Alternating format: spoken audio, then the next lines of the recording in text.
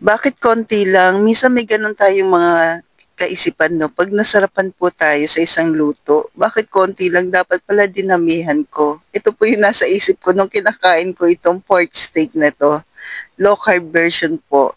Bakit po? Kasi 'pag maganda yung meat, maganda rin po yung kalalabasan katulad po niyan 'no. May nabili po ako niyan sa grocery, sa SM, pero not sponsored. Yan po, ang ganda pa ng pagka-meat niya po. So, i-marinate natin sa coco aminos, pamalit natin sa soy. Sorry naman.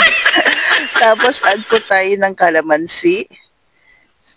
Yan.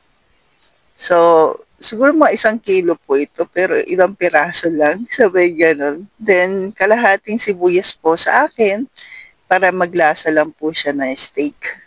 Kasi mas mamaya po sa toppings ako magdadagdag. Then mamarinate lang po natin yan. Isa-isa.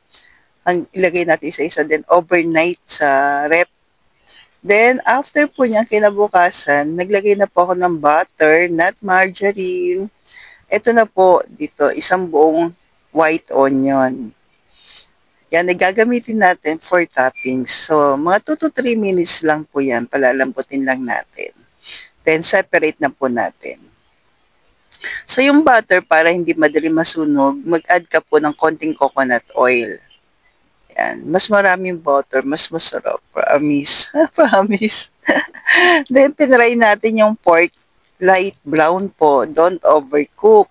Huwag natin hayaang masunog katulad dito. Hindi, pero light brown lang po. Yan. May coco aminos kasi yan, kaya ganyan lang po yung kulay. Yan. So, 6 pieces. Tigda-dalawa lang kami. Kaya sabi ko, oh, sayang naman. So, after ko po ma-fry na light brown, ilagay na po natin yung ating pinagbabaran. At nag-add po ako ng water. So, pakukuluan ko po siya ng mga 30 minutes. Minsan depende sa meat ha, pero sa akin 30 minutes okay na po siya. Yung lambot niya. Yan. Tingnan nyo na lamang po pag malambot na. Then, add tayo ng konting salt. Konti lang naman kasi yung coco aminos ay matamis ng konti.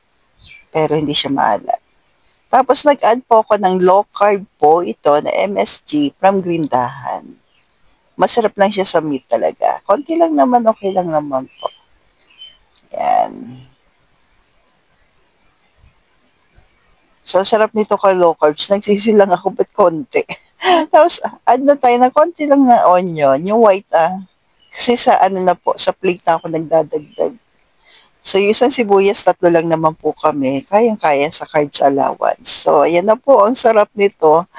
Ay, basta may magandang meat, tapos na-marinate mo na ayos, at boiled egg, ang sarap ka low carbs. Uulit-ulitin ko po. So, stay healthy, stay low carb po.